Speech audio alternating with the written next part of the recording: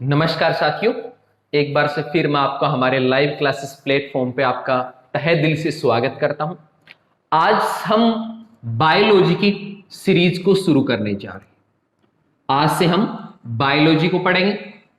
खास रूप से ये जो बायोलॉजी की हमारी क्लास रहेगी, ये बोर्ड क्लासेस जो है, देखिए आज हम बेसिकली स्ट्रक्चर जान रहे हैं। और बेसिकली स्ट्रक्चर चाहे कंपटीशन एग्जाम की बात हो, चाहे वो 9th 10th 1 2 या आगे के लेवल की बात हो, हर एक क्लास के लिए सबसे महत्वपूर्ण आज की हमारी क्लास रहने वाली है। ओके, तो चलिए साथियों शुरू करते हैं आज की हमारी बायोलॉजी की सीरीज को, जिसके अंदर हम आज बेसिकली इसके बारे में जितना भी आज तक क्वेश्चन आए हैं उन क्वेश्चंस को देखेंगे और साथ में देखेंगे कि इसको जानना इतना महत्वपूर्ण क्यों है। तो चलिए साथियों, सबसे पहले बात करते हैं कि साइंस। देखिए, यदि हम बात कर रहे हैं बायोलॉजी की, तो बायोलॉजी है क्या? तो बायोलॉजी क्या है? साइंस की ही एक ब्रांच है। किसकी ब्रांच है? साइंस की ही एक ब्रांच है, जिसको हम आज स्टार्ट करने जा रहे हैं। देखिए, सबसे पहले तो यह पता होना चाहिए साइंस होती क्या है। अब देखिए, साइंस को पढ़ना स्टार्ट कर दिया, छोटी क्लासेस से स्टार्ट कर दिया था, आज तक ये नहीं समझ में आया कि सर साइंस क्या है, बायोलॉजी क्या है, फिजिक्स क्या है, केमिस्ट्री क्या है। देखिए, जब भी कोई बाहर से आता है, सबसे पहले आपसे क्या पूछता है, आप क्या पढ़ रहे हैं? सर मैं बायोलॉजी पढ़ रहा हूं। होती क्या है बायोलॉजी? वो तो सर हमें पता नहीं। अगर बता भी दिया तो अगला सवाल क्या आता है, who is father of biology? Biology का पिता कौन है, जनक कौन है? तो ये तो बड़ी कंफ्यूजन वाली बात हो गई कि आज तक ये तो सुना था कि किसी इंसान के पिता होते हैं, राम का, श्याम का, सोहन का। अब सर आप कह रहे हो इन किताबों के भी पिता है। बड़ी कमाल की बात करते हो सर आप तो। अरे भाई, मजाक नहीं कर रहा, इनके भी होते हैं, ठीक है ना। तो चलिए पहले बात करते हैं साइंस की। देखिए, एक बेसिकली पहले चीज डिस्कशन करते हैं। आपने एसएस पढ़ी है। एसएस में एक बात होती है और उसके ऊपर 10-12 इतिहासकार अलग अलग बात बोलते हैं। मैक्स मुलर ये बात बोलता है, वो फलाना ये बात बोलता है, ढीकड़ा ये बात बोलता है। और होती क्या है, एक सिंगल चीज के ऊपर अलग अलग विचारधारा मिलती है। क्यों?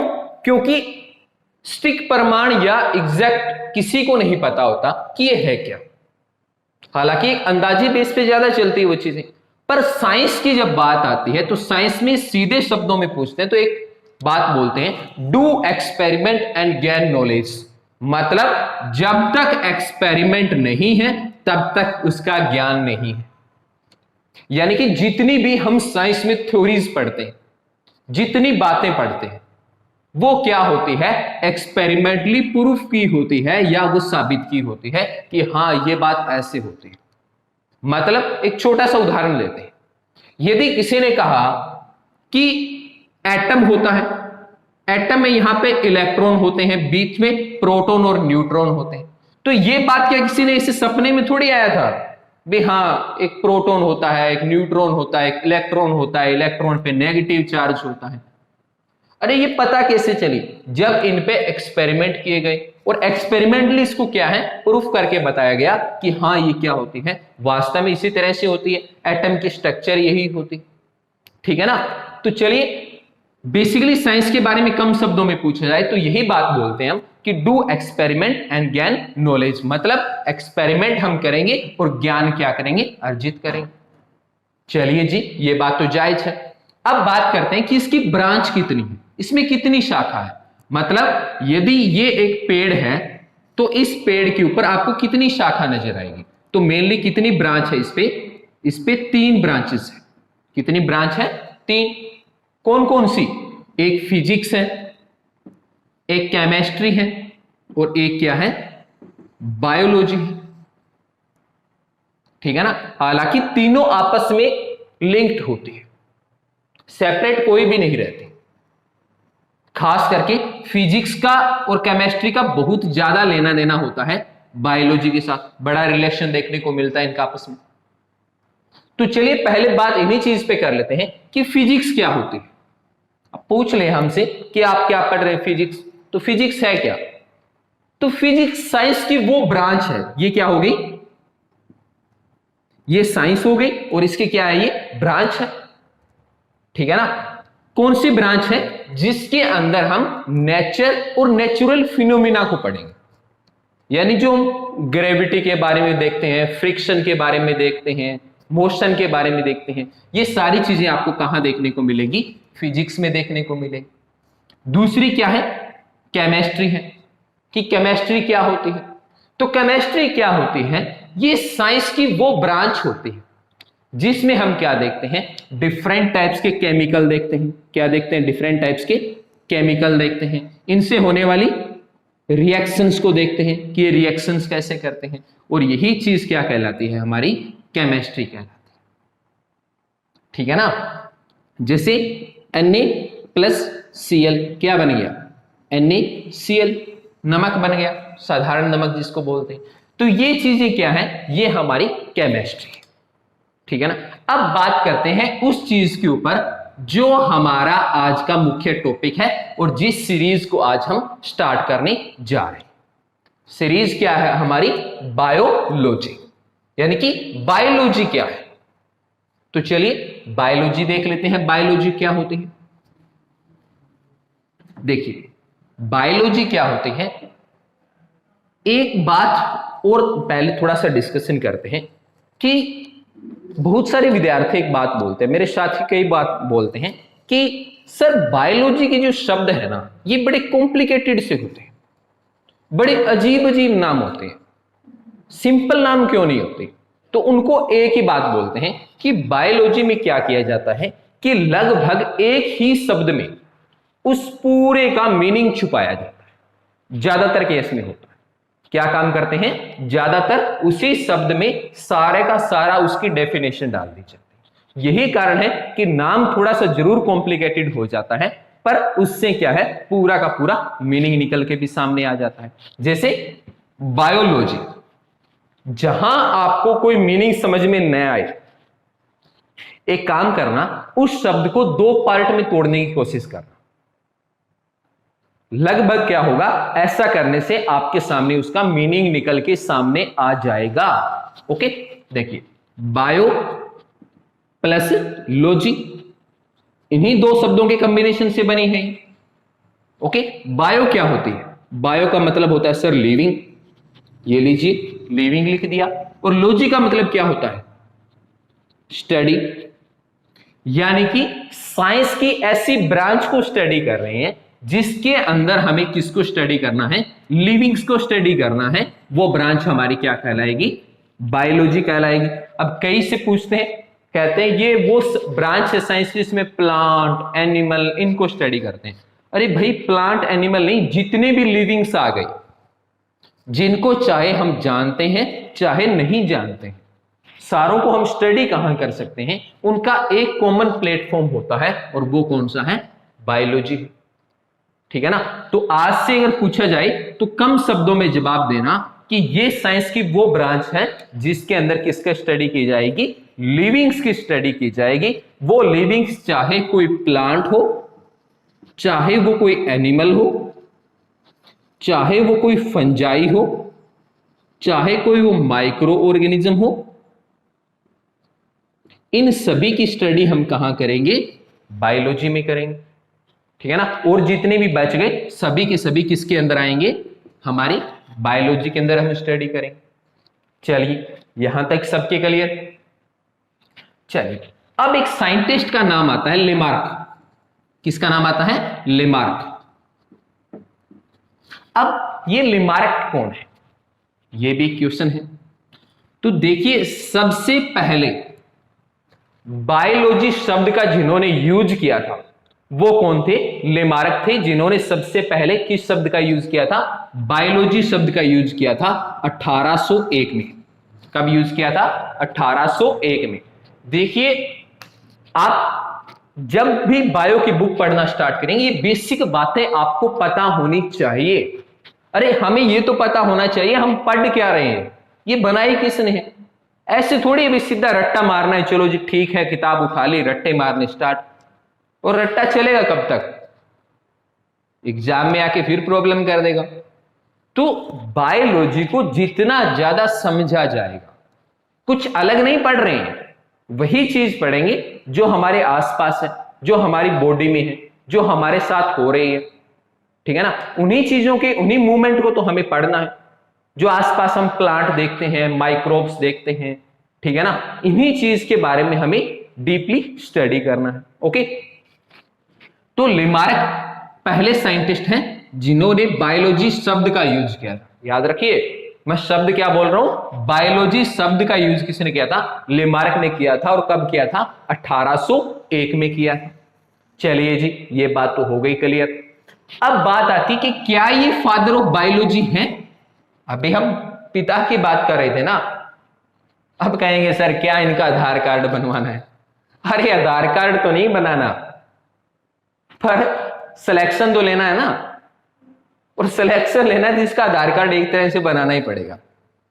इसके पिता का नाम तो हमें लिखना ही लिखना पड़ेगा, ठीक है ना। तो चलिए, जब फादर ऑफ बायोलॉजी की नाम आता है, किसकी, फादर ऑफ बायोलॉजी, तब बात आती है एक साइंटिस्ट की जिनका नाम क्या है, अरस्तु। क्या नाम है, अरस्तु। अरस्तु या अरिस्टोटल नाम देखने को मिलता है। कंफ्यूज नहीं होना है, नाम दो है, एक अरस्तु और एक अरिस्टोटल। अपने लोकल भाषा में नहीं होते हैं या एक के दो दो नाम। स्कूल में नाम या कॉलेज में नाम तो रमेश, और घर कालियो, दौड़ियो। अरे ये क्या है, ये उसी तरह से है। देखिए, जब आप बायोलॉजी की बुक्स को पढ़ेंगे तो आपको अरिस्टोटल नाम ज्यादा लिखा हुआ मिलेगा, जो स्टैंडर्ड बुक है। जबकि आप पॉलिटिकल साइंस की बुक उठाएंगे या जो लोकल बुक्स उठाते हैं, ल्यूसेंट जैसी, तो उनमें क्या इनका नाम अरस्तु देखने को मिलता है। नाम क्या है, दोनों एक ही शख्स है, दो नहीं है ये, अरस्तु या अरिस्टोटल। तो अब बात आती है, सर इनको बोला क्यों जाता है फादर ऑफ बायोलॉजी। ऐसा इन्होंने क्या कर दिया कि न तो इन्होंने बायोलॉजी शब्द दिया, ये तो लेमार्क की देन है, ठीक है ना। तो कारण क्या है कि इन्होंने बायोलॉजी को सिस्टमेटिक ढंग से, किसे, एक सिस्टमेटिक या क्रमबद्ध, कैसे, क्रमबद्ध या सिस्टमेटिक ढंग से पहली बार बायोलॉजी को जिन्होंने स्टडी किया वो कौन रहे थे, अरस्तु या अरिस्टोटल रहे थे। और यही कारण है कि इनको हम क्या बोल देते हैं, फादर ऑफ बायोलॉजी नाम दे दिया जाता है। क्लियर होगा। चलिए अब आते हैं अगली बात पे। एक साइंटिस्ट और है जिनका नाम है लीनियस। क्या नाम है, लीनियस। अब ये लीनियस कौन है सर, आप तो साइंटिस्ट के नाम बताते जा रहे हैं भाई। बेसिकली इन 3-4 साइंटिस्ट का नाम तो आपको याद रखना पड़ेगा। किसका, अरस्तु का रखना पड़ेगा, लेमार्क का नाम याद रखना पड़ेगा, और अगला नाम किसका याद रखना पड़ेगा, लीनियस का नाम याद रखना पड़ेगा। और इन्होंने अपनी पुस्तक सिस्टमा नेचुरा, जो इनकी पुस्तक है, इसके अंदर इन्होंने 2 किंगडम, कौन सा, 2 किंगडम क्लासिफिकेशन सिस्टम दिया था। इन्होंने क्या दिया था, अपनी पुस्तक के अंदर पहली बार 2 किंगडम क्लासिफिकेशन सिस्टम दिया था। और यही कारण है कि लीनियस का नाम बड़े ही सम्मानजनक तरीके से लिया जाता है। खास करके जब साइंटिफिक नेम की बात आती है तो साइंटिफिक नेम के केस के अंदर इनका नाम और भी महत्वपूर्ण हो जाता है। कैसे, आपने ह्यूमन बीइंग का नाम सुना होगा, साइंटिफिक नेम क्या है।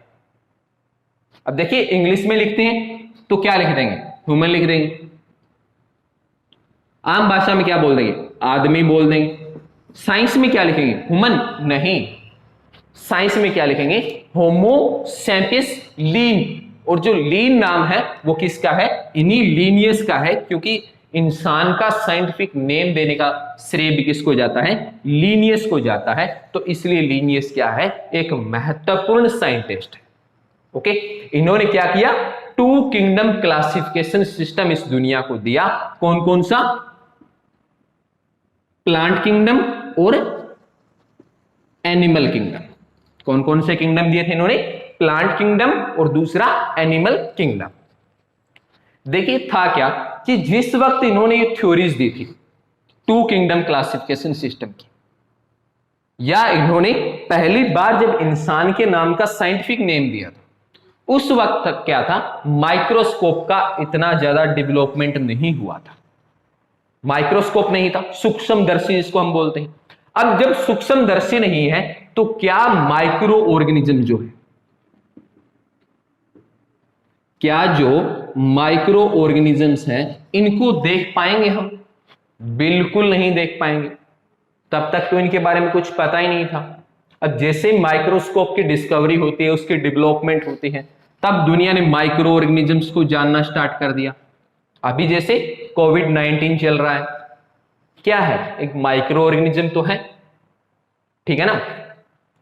तो इन जब माइक्रो ऑर्गेनिजम्स की डिस्कवरी हुई, फंजाई आ गई, एल्गी आ गई, तो क्वेश्चन ये खड़े होने लगे कि क्या इनको प्लांट में रखा जाए या इनको एनिमल किंगडम में रखा जाए।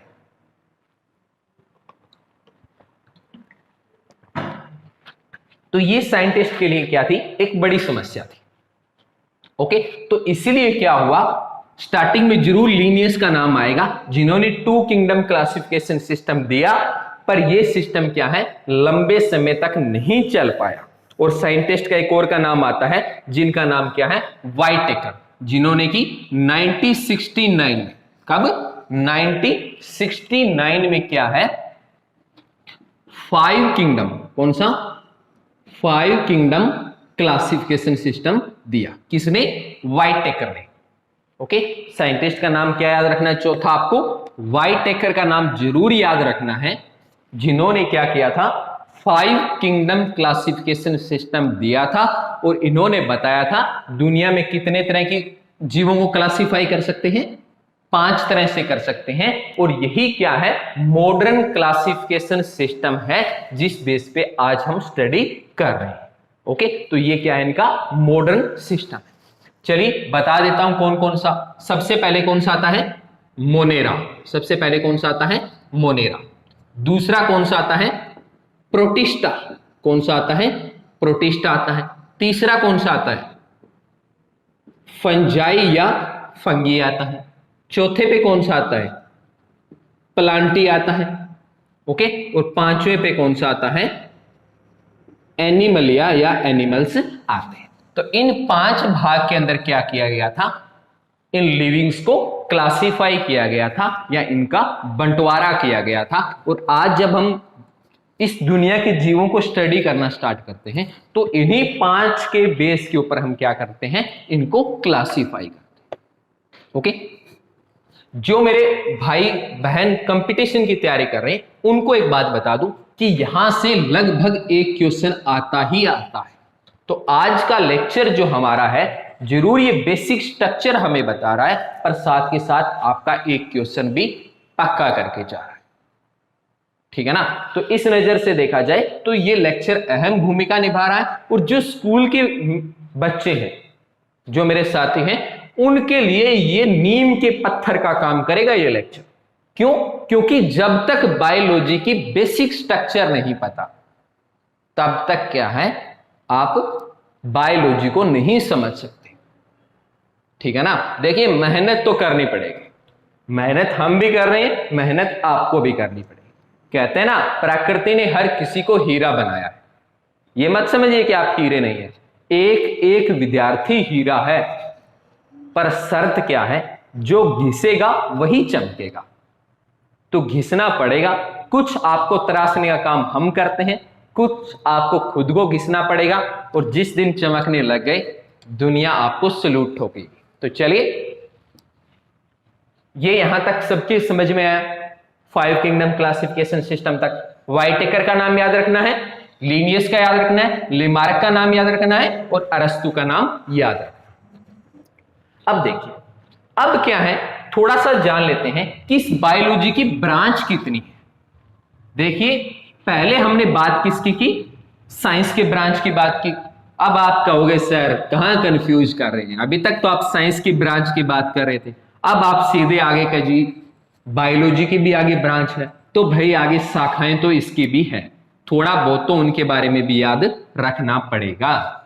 ठीक है ना। देखिए बेसिकली हम क्या देखते हैं, बोटनी देखते हैं। क्या देखते हैं, बोटनी।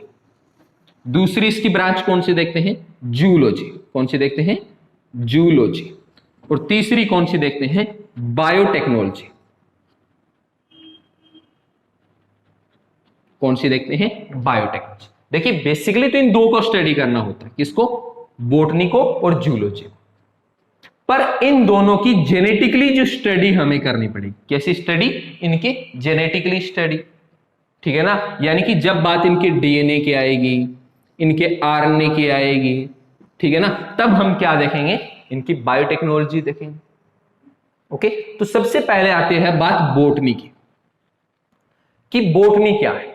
तो बोटनी वो ब्रांच होती है बायोलॉजी की जिसके अंदर हम प्लांट्स यानी जो पादप है, इन पादप को क्या करते हैं, स्टडी करते हैं। ओके, जब इनको स्टडी करते हैं तो वो ब्रांच हम कौन सी पढ़ रहे हैं, बोटनी पढ़ रहे हैं। और याद रखना एक साइंटिस्ट का नाम थियोफ्रेस्टस, इसका नाम याद रखना है, थियोफ्रेस्टस। इन महाशय का नाम जरूर याद रखना, किसका, थियोफ्रेस्टस का। क्यों याद रखना है सर, आप फिर वही कर रहे हैं, है ना, साइंटिस्ट पे साइंटिस्ट का नाम लिखे जा रहे हैं, तो भाई एक दो तो और याद रखने पड़ेंगे। थियोफ्रेस्टस ये क्या है, ये फादर ऑफ बोटनी है। ये क्या है, फादर ऑफ बोटनी कौन है, थियोफ्रेस्टस है। दूसरी बात कर लेते हैं जूलॉजी की, जिसमें हम क्या है, जितने भी एनिमल्स हैं या जितने भी जीव हैं दूसरे, उनको कहां स्टडी करेंगे, जियोलॉजी के अंदर स्टडी करेंगे। ओके, अब बात आती है भी इसके फादर कौन है, तो इसके फादर भी कौन रहेंगे, अरस्तु। इसके कौन रहेंगे, अरस्तु। ये क्या है, फादर ऑफ जियोलॉजी। ओके, और लास्ट हमारी कौन सी है, बायोटेक्नोलॉजी है, जो इन दोनों में हमारी मदद करती है। ओके, ऐसे तो आगे और सारी कई तरह से इनको आगे क्लासिफाई कर सकते हैं, पर ब्रॉडली आपको ये दो चीजें याद रखनी है, बोटनी और जूलॉजी को याद रखना। ओके, और इनके फादर को भी याद रखना है, थियोफ्रेस्टस के बारे में भी हमें पता होना चाहिए, और हमें अरस्तु के बारे में भी पता होना चाहिए, जो क्या है, फादर ऑफ जूलॉजी भी है और फादर ऑफ बायोलॉजी भी इन्हीं को माना जाता है। क्योंकि सिस्टमेटिकली ढंग से जब स्टडी की बात करते हैं तो इन्होंने जूलॉजी को स्टडी किया था, जीवों के बारे में इन्होंने सबसे पहले बताया था। ओके, यही कारण है कि इनको हम क्या बोलते हैं, फादर ऑफ जूलॉजी बोलते हैं। ओके, तो ये बेसिकली वो चार्ट या वो मैप रहेगा जिसके बेस के ऊपर हमें बायोलॉजी को स्टडी करना है। तो यहां तक किसी मेरे भाई बहन को कोई दिक्कत नहीं होगी, नहीं है। चलिए आगे देखते हैं। आज बेसिकली एक आधी चीज को और देखते हैं, और उसके बाद हम अगले लेक्चरों से इसको सिस्टमेटिकली ढंग से स्टडी करेंगे। और सबसे पहले हम किंगडम क्लासिफिकेशन को देखेंगे, जो कि 9th और +1 के लिए भी बहुत इंपॉर्टेंट है, और कंपटीशन तो यहां से क्वेश्चन पूछता ही पूछता है। और उसके बाद हम सेल को स्टडी करेंगे। ओके, और उसके बाद जितने भी लिविंग्स के फीचर बनते हैं उनको देखेंगे, और एट लास्ट हम ह्यूमन और प्लांट फिजियोलॉजी को स्टडी करेंगे। ठीक है, चलिए अब बात करते हैं कि सर आपने ये तो बता दिया कि हम लिविंग्स की स्टडी करेंगे। चलिए, अब लिविंग्स क्या एक तरह के हैं, नहीं, ये एक कोशिका वाले भी हैं। कैसे हैं, एक कोशिका, या मैं कहूं यूनिसेलुलर भी है, और ये बहुकोशिकीय, कैसे, बहु कोशिकीय जीव भी है, यानी कि जो मल्टी सेलुलर ऑर्गेनिज्म है। बेसिकली दो तरह के हमारे सामने लिविंग्स देखने को मिल जाते हैं, कौन से, यूनिसेलुलर यानी कि एक कोशिकीय जीव, मल्टी सेलुलर यानी कि बहुकोशिकीय जीव। यूनिसेलुलर जैसे जितने भी बैक्टीरिया हैं, जितने भी वायरसेस हैं, ये इसी में आएंगे। मल्टी सेलुलर में जितने भी प्लांट हैं, एनिमल हैं, ये सारे किस में आएंगे, मल्टी सेलुलर में आएंगे। ठीक है ना। तो हमें सबसे पहले क्या पढ़नी पड़ती है, हमें पढ़नी पड़ती है सेल। क्या पढ़नी पड़ती है, सेल। सबसे पहले हम सेल को पढ़ेंगे, ठीक है ना। कंपटीशन में एक क्वेश्चन यहां से आ जाता है सेल से, ठीक है ना। और जो दूसरे स्कूल लेवल पे जो स्टूडेंट तैयारी कर रहे हैं उनके भी यहां से शॉर्ट क्वेश्चन आ जाता है। एंड एक बार आता है कि सेल की डिस्कवरी किसने की थी, सेल होती क्या है, व्हाट इज द सेल, कोशिका क्या है, हिंदी में इसको कोशिका बोलते हैं, ठीक है ना। तो सेल क्या होती है, ये सबसे स्मॉलेस्ट, क्या होती है, सबसे smallest structural and functional unit of life. यानी कि लिविंग्स की स्ट्रक्चर भी इसी पे डिपेंड करेगी, फंक्शनल भी इसी के ऊपर डिपेंड करेगी, और सबसे छोटे यूनिट तो ये है ही लाइफ। ओके, सारे जितनी भी लिविंग्स देख लो, चाहे आप एक यूनिसेलुलर को देख लो, चाहे आप एक मल्टी सेलुलर को देख लो, सारे बनेंगे किससे, बनेंगे सारे के सारे सेल से, ठीक है ना। जैसे मैं बात कर लूं हमारे खुद की, तो हमारी बॉडी में क्या है, सेल्स प्रेजेंट है, ठीक है ना। हमारी बॉडी में भी सेल्स है, एक बैक्टीरिया वायरस में भी सेल है, ठीक है ना। सेल होगी कितने टाइप की, बेसिकली चार्ट समझ लेते हैं। दो तरह की सेल्स को हम पढ़ेंगे, प्रोकैरियोटिक सेल और दूसरी यूकैरियोटिक टाइप की सेल को हम स्टडी करेंगे। ओके, सेल के बाद क्या होगा, जब ग्रुप ऑफ सेल बनेगा, क्या बनेगा, ग्रुप ऑफ सेल, यानी एक जैसी सेल का ग्रुप बनेगा तो क्या बन जाएगा, टिश्यू, यानी कि जिसको हम उत्तक बोलते हैं, क्या बन जाएगा, उत्तक। ओके, टिश्यू से क्या बनेगा, ऑर्गन्स, यानी कि अंग बन जाएंगे। ओके, और अंग से क्या बनेगा, अंग तंत्र या ऑर्गन सिस्टम, यानी कि इसको क्या बोलते हैं, अंग तंत्र। ओके, तो ये चीजें डेवलप हो जाएगी। ओके, तो इन्हीं लेवल के ऊपर हम अलग अलग को देखेंगे कि जितने भी माइक्रो ऑर्गेनिज्म है वो सेल लेवल पे आएंगे।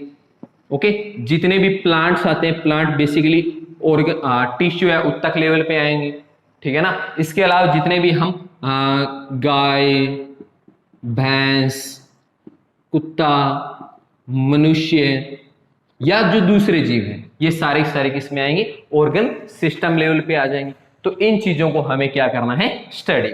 ओके, तो आशा और उम्मीद यही करूंगा साथियों कि आज की ये क्लास आपको पसंद आई होगी, और जितनी मैंने यहां पे महत्वपूर्ण बातें बताई वो अच्छी तरह से आपके समझ में आई होगी।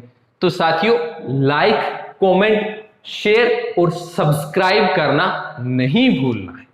ओके, तो अगले लेक्चर में फिर आपसे मिलते हैं, तब तक आप इसको स्टडी करते रहिए, लाइक, कमेंट, शेयर और सब्सक्राइब इसको करते रहिए। तो अगले लेक्चर में बहुत जल्द आपसे मिलते हैं, तब तक के लिए मैं आपसे अलविदा चाहूंगा। जय हिंद, जय भारत।